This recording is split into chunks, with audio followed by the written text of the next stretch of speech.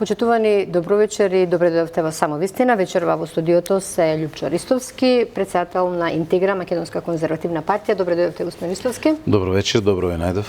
И Сафет Бишевац, Бошњачка народна партија.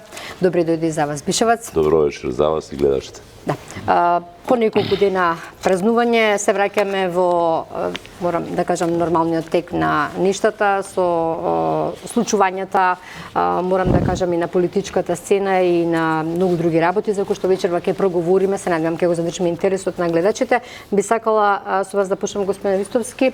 Како гледате на случувањата во коалицијата Вреди, дали Таравари ќе остане, не се знае сега, надвор од власта? Како гледате на овие превирања и има ли некаква улога дуи во се тоа? Рано е да се носат сериозни проценки во тој дел, но може да се насети дека има сериозни недоразбирања внатре.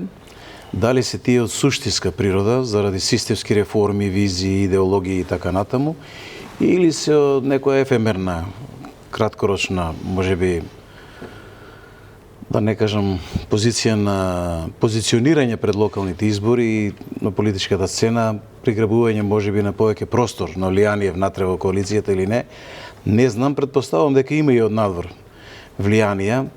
Времето веројатно ќе покаже во тој дел, но тоа е еден сигнал дека таму нешто се случува. Значи таму има некое движење, како ќе излезе, дали на добро или на лошо, не се знае, ќе се види. Добро или лошо за кого?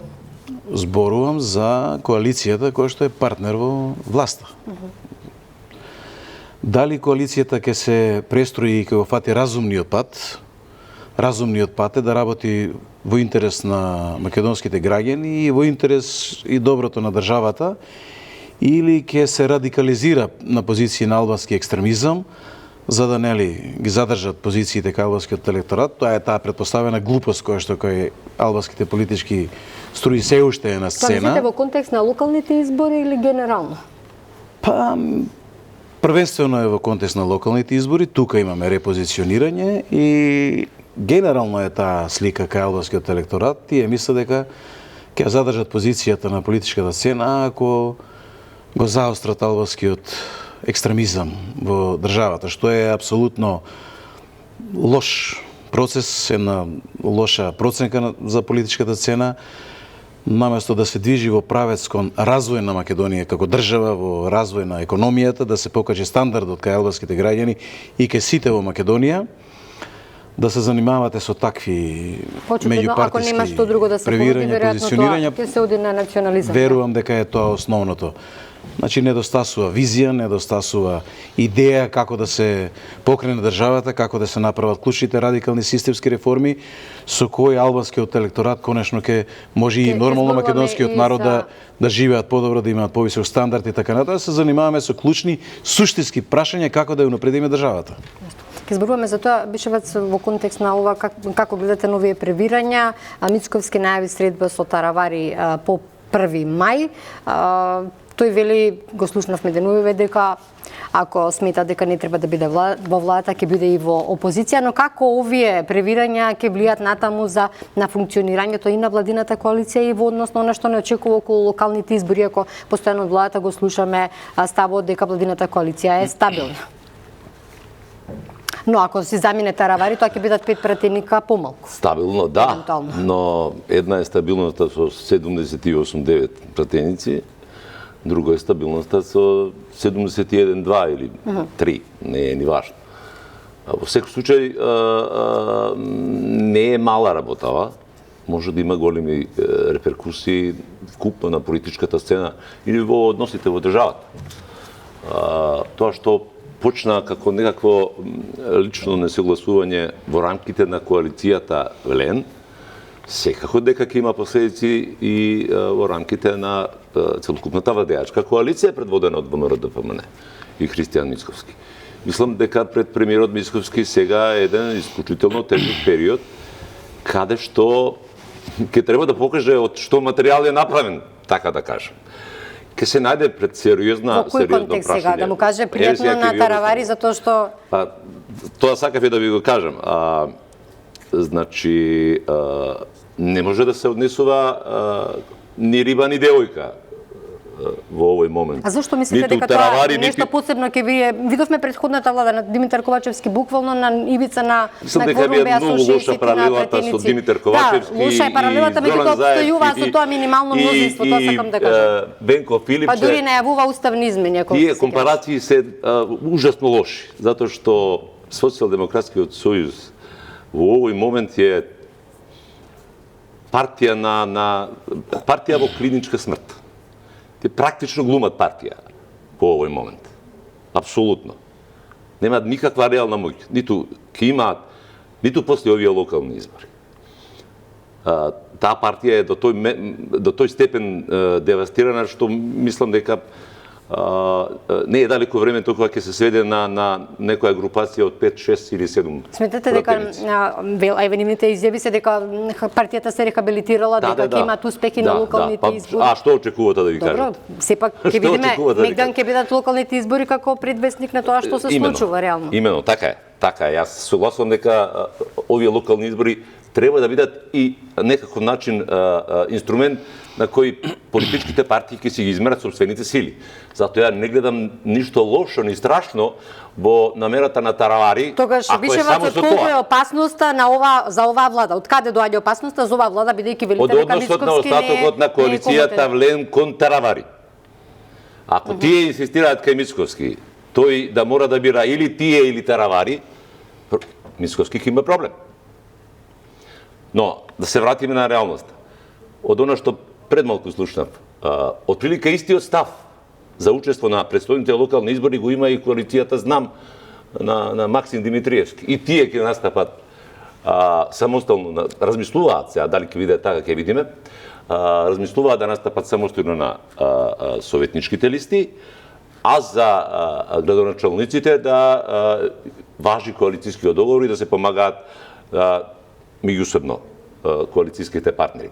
Значи, во суштина тоа не би бил проблем, доколку за целата игранка, да ја наречам политика, не стои нешто друго, веројатно. Што стои? И јас мислам дека таму сериозна улога играат Дуи и нејзиниот лидер Али Ахмети, кој Значи, дека повторно да стане газда во владата, бидејќи вие се слуги, такви се неговите изјави. Било кога во иднина тој ќе стане газда, како што беше газда во времето на Социјалдемократскиот сојуз, но секако дека неговата улога и улогата на Дуи во нивната перцепција не е тие да бидат вечна опозицијска партија.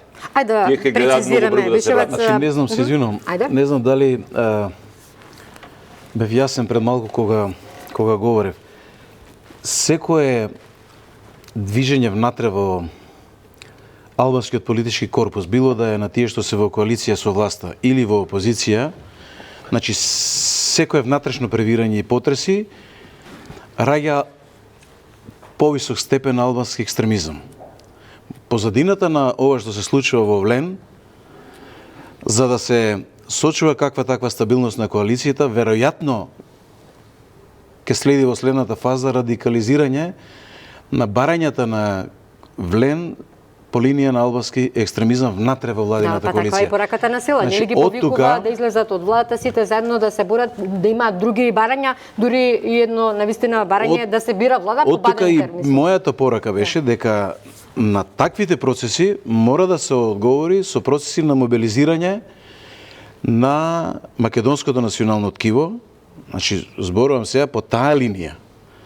Да, едноставно владината коалиција се мобилизира внатре и ова го свати малку за едно ниво посериозно и да не стојат настрана од таквите процеси. Значи ние на владата, предводена од ВМРО ДПМНЕ. Мислите на Знам тука? Не, на целата коалиција, на сите што се внатре во коалицијата, но зборуваме сега и надвор на целиот македонски корпус, кој што или вон парламентарен или е надвор од владината коалиција. Значи, потребно е, мислам дека во наредниот период ќе следи еден процес на радикализирање на линијата на албанскиот екстремизам во Македонија. Дали ќе биде поттикнат од надвор или од некои процеси внатре кај нив, или можеби и Дуи ќе кумува на некои од тие процеси, не можеме да процениме во оваа фаза, но мислам дека Немаме сигурни елементи во тој дел, но имаме информации, па да не речам индици, информации дека се случува нешто такво во тој процес и јас би апелирал на поголема мобилност и на премиерот лично, но и на владината коалиција во тој дел, да се внимава да не се премине прагот на моралната грешка од страна на радикализирање на барањата на албанците по линија на албански екстремизам. И тука треба да бидеме внимателни, предпазливи и да се однесуваме многу одговорно во тој дел. Зборувам за македонскиот дел од имат ли простор владината сега коалиција. дефинитивно за тоа, бидејќи сме сепак на некој начин во една неофицијална кампања за локалните избори, ако од време на време се слушаат и барања и за предвремени избори во пакет? Има и такви работи, меѓутоа внимавајте, ВМРО ДПМН има комотна позиција во дадениот момент, тие имаат целата вертикала на власт. Не е само владиното мнозинство, зборувам, цела вертикала, сите три извршни власти се апсолутно во доминација на ВМРО ДПМН. Релацијата помеѓу претседателот на државата и премиерот е одлична. Значи, имате претседател на држава, имате апсолутна контрола врз локалната власт и по линија на градоначалници и по линија на совети на општини. И ја имате сигурно коалицијата во владата, значи извршната власт ја имате во раце и тие три сегмента на извршна власт во државата функционираат во дадениот момент безпрекорно. Сега за таа позиција пречи некому. Кому? Па претпоставувам пречи на екстремизми однадвор, но и на екстремизми однатре. И сега сите екстремизми однадвор ќе одат, да притиснат таму каде што е најтеко во државата, најтенко е во меѓуетничките односи и можете ли попрецизен да бидете, господин Ристовски? Велите екстремизми однадвор и однатре. Па внимавајте, ниту на Софија, ниту на Атина им одговара стабилна влада и влада по линија на македонскиот национален стратегиски интерес, каде што албанскиот екстремизам е ставен на страна и е направен еден белт, еден појас и тие се обесилени во дадениот момент заради нивните криминали, заради криминогеното однесување на видни членови на ДУИ во власта и така натаму. И тука и втората моја порака, да владата не си игра со сопирање на било какви процеси во кои што ќе може да се дојде до пресуди за, ако има нормално материјални докази во една судска постапка, дали се тоа челници на ВМРО, на ДУИ о претходниот период и така натаму или сега, да едноставно да остави слободно судско-обвинителскиот систем да ги процесира во системот, едноставно да има пресуди. Да не се сопрат тие процеси сега и да остане само на обвиненија, на постапки, повторени постапки, вратени од апелација, непотврдени од Врховен суд утре и така натаму и така натаму. Значи, ако има материјални докази за криминогена ситуација или за било каква позиција, треба судиите и обвинителите да го прават. Но сега тука ја праќам пораката дека се уште ние имаме и испреплетени врски, релации помеѓу извршна власт и помеѓу судско-обвинителскиот систем. Се уште таму ситуацијата не е чиста и знаете дека во Америка во дадениот момент, го прокоментиравме тоа преска, во дадениот момент се води сериозна битка за да се ослободи целокупниот политички систем во Америка од преголемото влијание и мешање во водењето на државата и општеството од страна на судско-обвинителската фела во Америка. Внимавајте, тој период кога глобалистите и неолибералите на Бајден владеја, тие во суштина,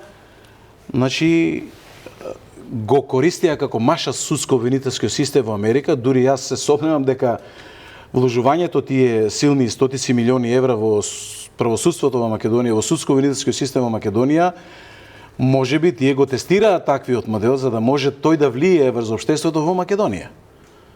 Оти овој модел сега дотолку нарасна што судско-обвинителскиот систем во суштина направи една своја тврдина, непробојна тврдина во која што тие дори влијаат на општествените процеси, влијаат на линијата на водење на државата и едноставно не можете да разбиете таа. Дайте ми еден конкретен пример каде влијаат, конкретно. Тврдина, па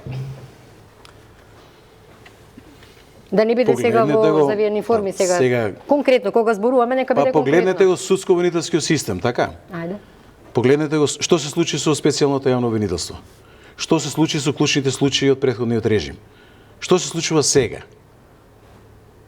Мислам, имате постапки каде што суди, обвинители и така натаму едноставно Значи премиерите не можат ништо или можат нешто? Не можат ништо во дадена ситуација затоа што граден е тој систем еден период наназад да не можат ништо, нели?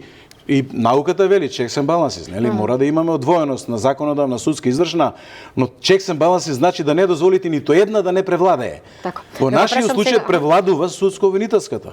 И во претходниот и во сегашниот систем Заев ги имаше бомбите, затоа успеа да се наметне. И тука имаме флагрантно влијание на извршна власт врз судско-обвинителска власт по линија на уцена.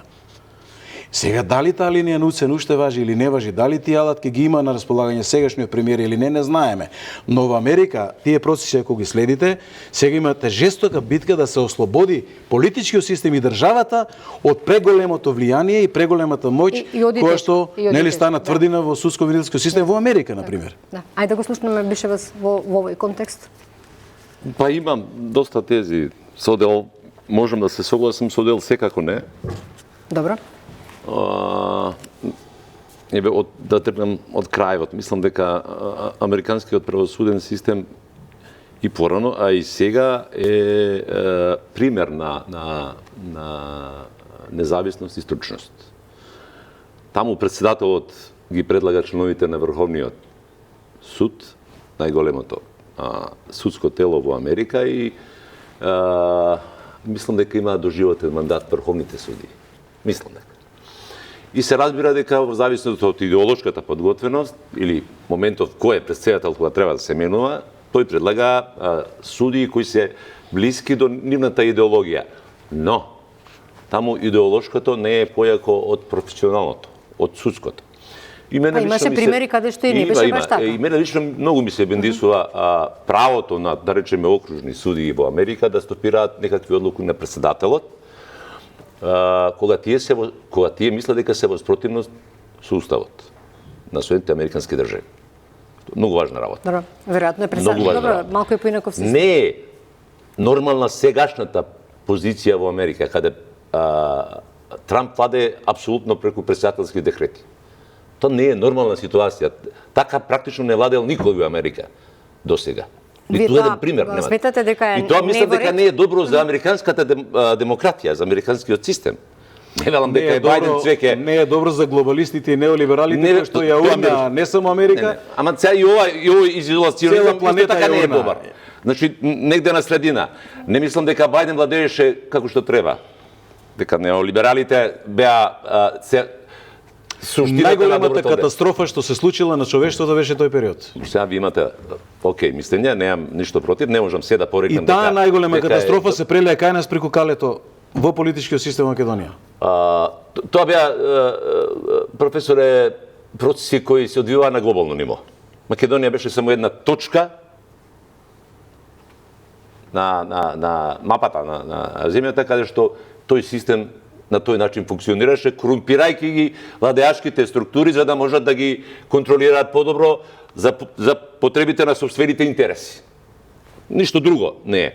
Сакам да кажам дека ниту крајностите не се добри.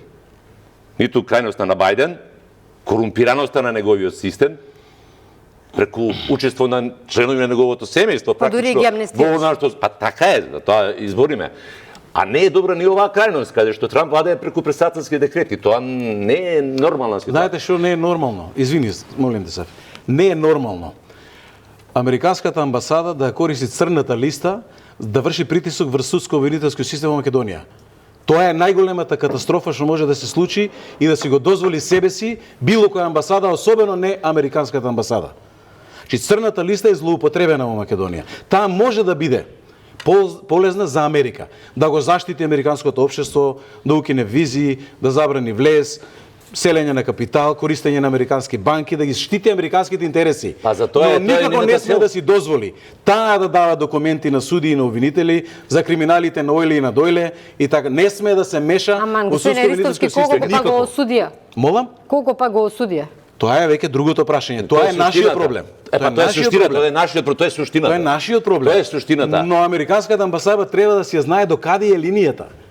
Докаде е линијата? Не, тие кажа дека ако има докази, меѓутоа треба нашите истражни органи да дојдат до нив. Тоа беше кажано. Дека нашите истражни органи може да дојдат полесно, бидејќи они ги имаат тие докази, нека си ги бараат и нашите, но нашите очигледно не ги бараат. Ма не ги бараат. Средби со судии, тие има средби со обвинители, тие ги канат во америчка амбасада, одат кај нив во посети и така натаму позади кулисата се случува, да не кажам, трговија. Само покажува степеност на сувереноста на оваа држава. Тоа е веќе тоа е суштината.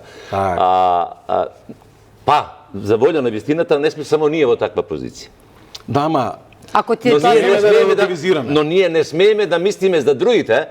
Не треба да мислиме за другите како се однесуваат, ние треба да мислиме како ние ќе се однесуваме и како ние на нашите граѓани да им обезбедиме пристојно место за живење во оваа парче земја сакано која се вика Република Македонија. И како тоа ќе го направиме, беше вас многу е важно. Со многу посветеност, со многу знаење, но пред се со честност, одговорност, со многу работа и ќе имате резултати. Добро. Главниот предуслов е она што постојано го слушаме кога ни зборуваат од Европска унија за реформи, е како да ни профункционира правната држава. Вие гледате дека нешто се направило во тој сегмент во правната држава, во судството, што функционира? Од некој кој еве со честни исклучоци.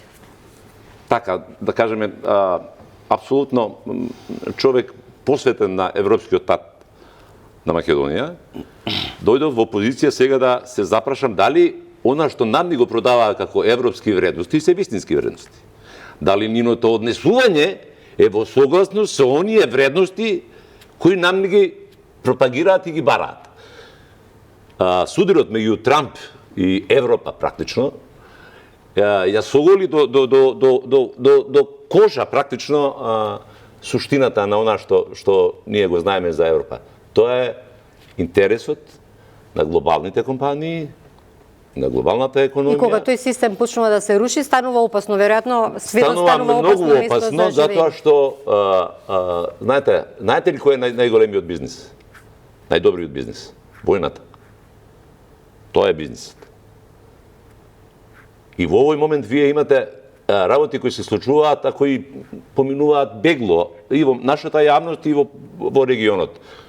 Иако таму малку повеќе, ќе ви кажам пример. Кој што велат за 10 година кај ќе има војна во Европа, ќе има или ќе нема сега, ајде кога веќе зборуват. Докаде да бидеме јасни. Ајде. Се создава воен сојуз. Хрватска, Албанија, Косово. Да, и беше кажано Бугарија, тоа беше тоа беше демантирано.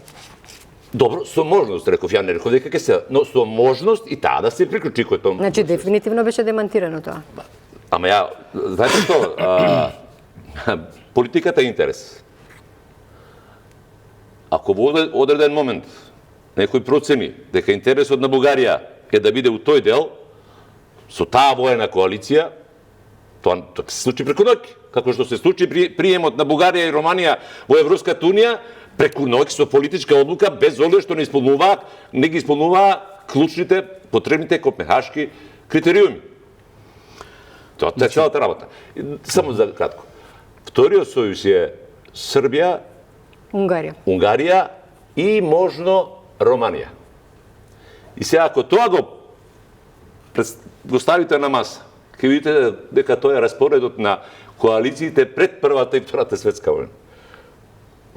Овие земји беа на едната страна, другите беа на другата страна. Што е сега ова финалето на Втора светска војна, како да го сватиме? Не, ќе ви кажам, зборуваме за работи кои се случуваат, а кои мораме да ги антиципираме и да создадеме политики кои нема да не вклучат во целата таа приказна. На крајот на краиштата ние сме мала земја и веројатно не можеме да влијаеме на глобално ниво, но она што можеме тоа овде да го направиме, тоа треба да го направиме.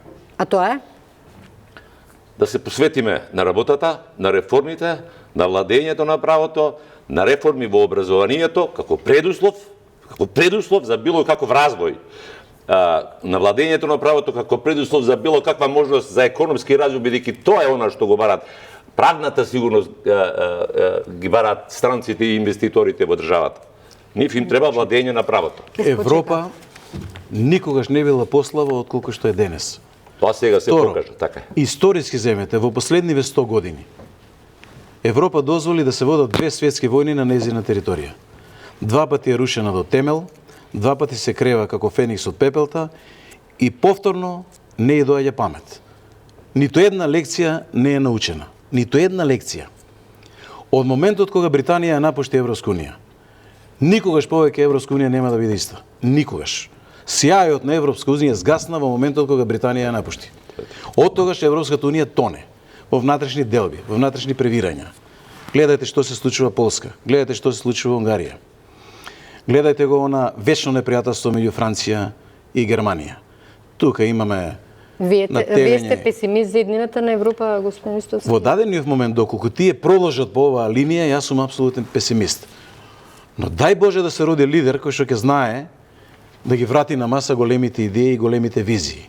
Но се додека се занимаваат, например, земете го процесот на проширување на Европската унија.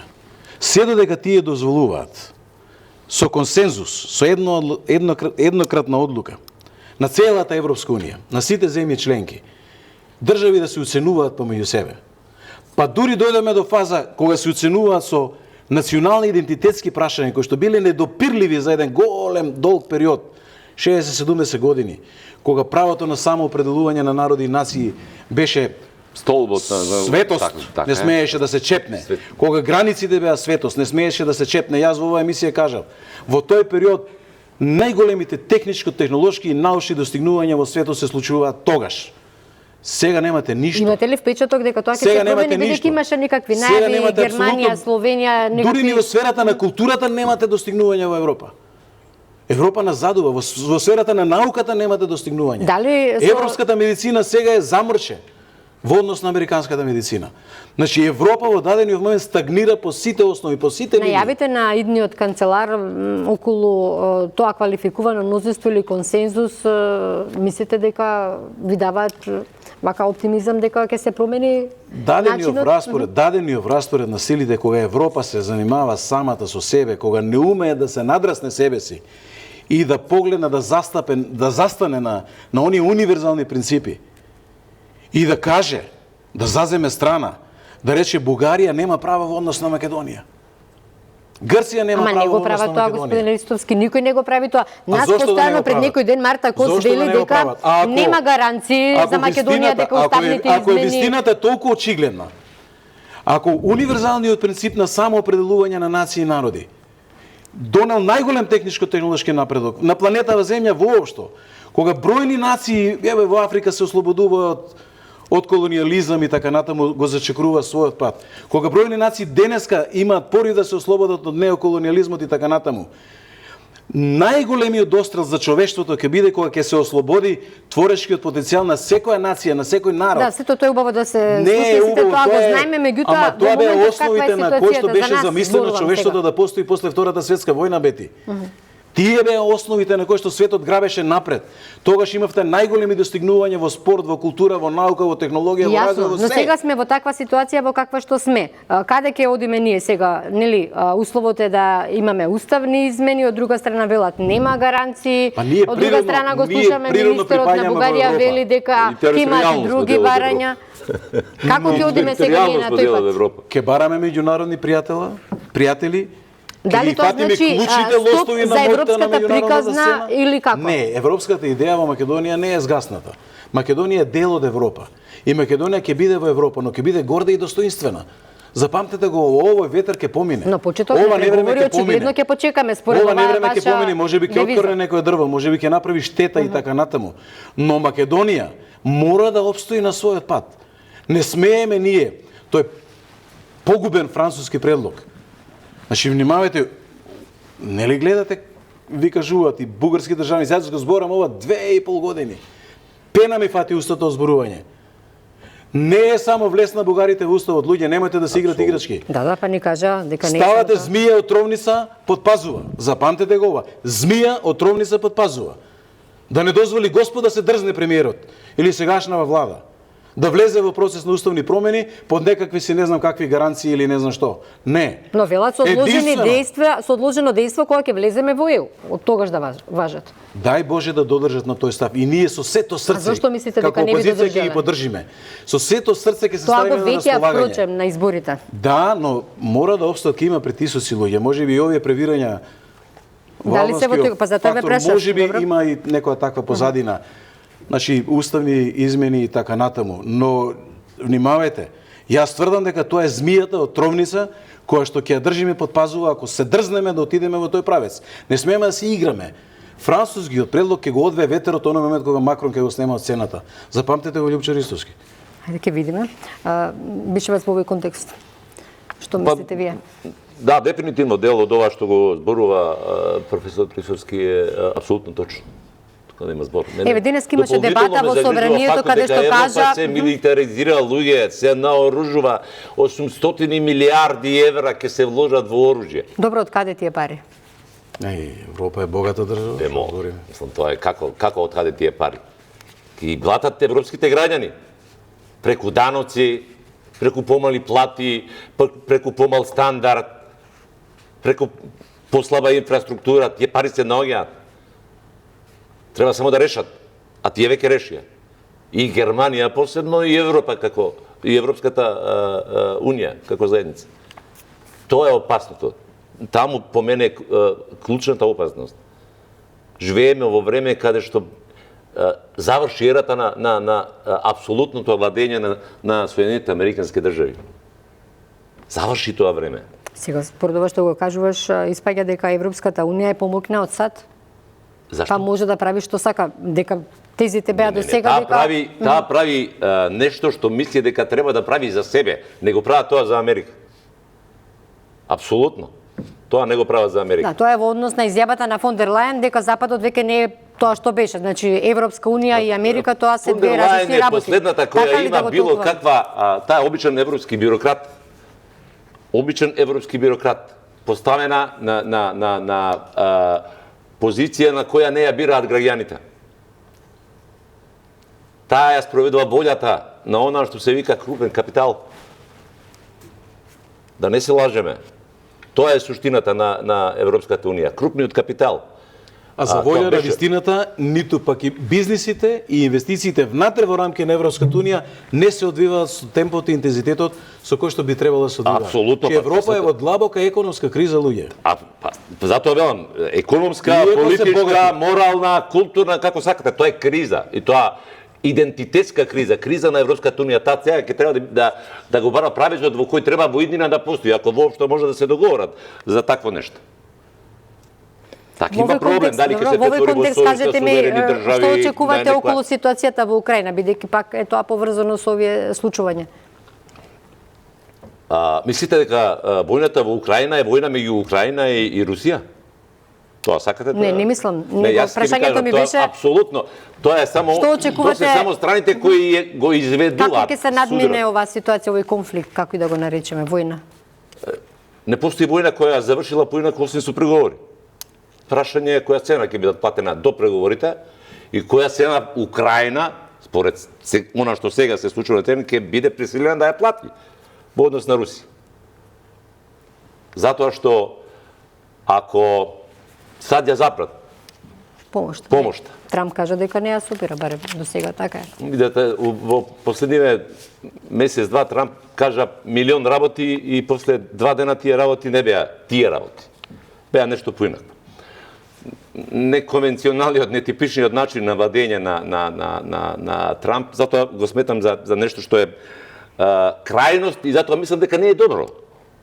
Бидејќи цената на таквото владење ја плаќаат американските граѓани и берзите. Тие страшни губитоци се тоа на берзи. Добро, да се вратиме. Милиарди се губат. Некои губат, но некои заработуваат целата таа работа. Суштината е дека мораме да се подготвиме за свет во кој освен Америка ќе постојат уште неколку центри. Да, во Кина. тој контекст, добро. Често е критикувана владата, посети во Америка, посети, не знам, Турција, сега последното Обединети Арапски Емирати, најави министерот наскоро ќе соопштат позитивна Нема вест од ништо таму. лошо во посетите. Тоа се критикува од страна на опозицијата. Сметате ли дека ние треба да си се отвориме и кон други центри може би малку на соработка, мислев, на економија и така? Да не речем дрско, но ете така, не мислам дека во овој момент опозицијата било што да каже има било каква тежина. Таа едноставно пука со празна пушка во овој момент. Како ќе биде за 10 години, кој ќе биде главната опозицијска партија, ќе видиме. Секако е диалектика. Но извини, Пристовски. Она што требаше да биде суштина. Мораме да разбереме. Без оглед што се случува околу нас, најважно е што ние ќе направиме за нас. Значи, јас апсолутно искрено го поздравувам напорот на оваа владеачка гарнитура во борбата против корупцијата. Таа можеби не е спектакуларна со резултати и успеси, но е видлива. И за разлика од претходниот период е видлива, одиме чекор напред. Потребата од промени во обвинителско-судскиот систем е очигледна на сите. За жал, трагедијата во Кочани, мислам дека направи присилно, не доведе во некаков момент на пауза, каде што она што таму се случуваше доби апсолутно приоритетна важност со оглед на бројот на трагично загинатите во таа несреќа. Но тој процес мора да продолжи. Ние мораме да добиеме многу почесни обвинители, многу почесни суди и апсолутно не се согласувам. Како ќе ги добиеме? Апсолутно не се согласувам кој ќе ми кажат огромниот број суди и обвинители се честни, мал број од нив се тие кои што го расипуваат печатокот. Не е така. Огромниот број суди се нечестни. Затоа што честните, храбрите. Сега веројатно ние не можеме со бројки да судиме. Ама јас борам за моје име. Не велам вие да го јас го кажувам тоа. Веројатно би било обратно. Апсолутно чесен, независен, достоинствен судија мора да се бори за статусот кој го има да бидеш судија е статус. Да делиш правда нема поголема одговорност. Сафет, вака. Моја порака е да не се заплеткаме, ја мислам дека и владата може да влезе во таа замка и стапица. Мислам дека тоа е измама. Тука ќе се бави повеќе самата со себе, судско-обвинителски систем, корупција и така натаму, МВР. Не, реформите мора да идат. Нека си течат реформите, тоа е само еден сегмент од општеството и тој сегмент треба да се остави да се процесуираат реформите таму, но јас сум поборник и сум говорил во оваа емисија за радикални реформи, не само на правниот, судско-обвинителски и така натаму, туку и на политичкиот систем. Тоа е една работа, но мислам дека владата треба да се врати. Тој економски мотор и недостасува на сегашната влада на економскиот момент. Внимавајте, следете економската моќ на планетава Земја и ќе видите каде се лостовите на моќта и влијанието на меѓународната политичка сцена, геополитиките и геостратегиите. Само JP Morgan дневно врти на целата планета Земја негде околу 30 трилиони долари. Дали ме слушате? 30 трилиони. Бруто домашниот производ годишно на Америка е не цели 30 трилиони, на Кина е упола. Тука е отприлика и на Европската унија, на Русија е 1,7 трилиони. Од тука влијанието на Русија на меѓународната сцена ќе биде таква како што е незината економска моќ во дадениот момент. Таа е нула во однос на овие економски джинови за кои што јас говорам. Зборувам за Кина, за целата Европска унија, Велика Британија и Америка. Зборуваме сега за глобалните сфери на влијание. Внимавајте сега. Во Америка во моментот имате два напоредни процеси. Има најави дека Трамп ќе дозволи зелена карта за сите млади што дипломирале на било кој од америчките универзитети, магистрирале и докторирале во Америка. Истовремено, се што е имиграција, легална, нелегална, илегална, без образование и така натаму, оној слој на општеството кој што не му е потребен, во дадениот момент го турка надвор. Знаете каков процес во историски контекст е тоа? Дека во Америка ќе зацари за краток период творичкиот потенцијал на младата генерација која што е образована Добро, во Америка. образованието е Дали знаете дека образованието ќе клучна улога ќе одигра во Америка? Дали знаете дека овие 30 трилиони за некоја година ќе станат двојно или тројно повеќе? Само заради творечкиот гени на таа млада популација која имала здраво образование во Америка. И Америка во тој период убедливо ќе доминира. И тоа ќе биде одговор на Кина. На тоа би рекол Тоа ќе Бишеваc, биде Трамп одговор на прави сите грешки. останати процеси. Не, тоа внимавајте, позади станува збор. Правите разлика, јас за многу сериозна визија, се на кој извинувам сакат. владе Доналд Трамп. Внимавајте, Не, Трамп е само една алка. Не. Доминантно во Сенатот и во Конгресот владее Републиканската партија. Не, точно во овој момент Доминантно со Америка влада- владее исклучиво и само Доналд Трамп и тројца, четворица мултимилиардери. Се внимавајте, джаба да збориме. Сенатот и Конгресот имаат моќ. Имаат моќ, но таа моќ Трамп ја ја има заобиколува извршната со власт. председателски декрети и практично ја немаат. Внимавајте, додека му е во интерес на Сенатот и на Конгресот тоа да се прави, ќе се прави додека се рестабилизира системот. И тоа во Значи, науката се согласуваме дека постои- системот е изместен. Апсолутно е изместен. така, И тоа за ми да го рече. вратите воска, некој пат се потребни можеби и такви мерки. Времето ќе покаже били исправни или не били исправни, но под тепикот се читаат овие потези. Трамп многу сериозно работи во содейство со Сенатот и со Конгресот за да му поминат овие мерки. Апсолутно, верувам дека не е Влегуваат во солидно. најрадикалната даночна и царинска реформа што во историјата на Америка и во историјата на постоењето на човештвото некогаш се замислила, не се случила.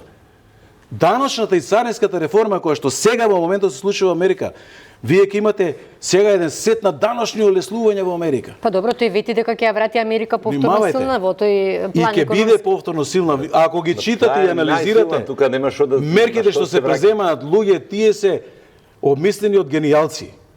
Внимавајте, јас ви тврдам дека тоа се најгенијалните потези што некогаш во американската ова се тешки зборови. Професор ги кажува. Најгенијалните потези што воопшто некога се случиле во американската историја. И Америка за 2, 3, 4 години не да ќе биде земја со ништата, него ќе биде пута 10 од тоа што е денес. Зашто економската моќ, играат на економската моќ. Америка и во дадениот момент без разлика што се случуваат потреси на берза, без разлика што имаме царините во тој контекст ли беше сега? Па апсолутно, не може сите држави да ја воведуваат царини, па и Македонија со сет памет. Јас од кога говорам? Во нашата платформа на Интегра Македонска конзервативна партија е сериозна даночна, радикална даночна и царинска реформа. Зошто имаме ние сега потреба на Америка да ја воведуваме царини? Зошто? Конкуренција ни е. Што ни е? Ќе ни го загрози домашното производство. Па внимавајте. Па добро, нели имаше најави дека се преговара за слободна трговија, да нема царини. Вие како да ви го објаснам тоа? Пред некоја година имаме можност, собственикот на една од компаниите во Америка е Алберсонс, ќе ја кажам јавно. Преку наши пријатели таму имавме можност, дајте да извеземе се што може да извеземе. Кога погледнав која е Алберсонс, 12-та по големина е, со годишен приход од 64 милиарди долари. Се што може да соберам како производ од Македонија беше капка во море. Капка. Едноставно ние не сме спремни да дадеме извозен производ во Америка, само во Алберсонс, не во Америка. Зборам само во еден од тие ланци. Алберсонс. Добро, ова како Волмарт и како други така 12 по големина има 64 милиарди годишен приход и тоа дел оперира само во западната хемисфера на Америка. Само во западниот дел на Америка. Сега прашањето ми е, се извинувам, Бети. Што ми е поентата? Поентата ми е ние. Ова што Сафет го кажа. Јас го говорам цело време и 2 години наназад. Тоа ни е кор на платформата. Вратете се на економскиот момент. Тоа е порака до владата. Луѓе, нам ни е потребна радикална даночна реформа. Ние имаме глупави даноци на глупави места, нека ми простат на изразов. Ние имаме страотно катастрофален царински систем во држава. Кого ние штитиме?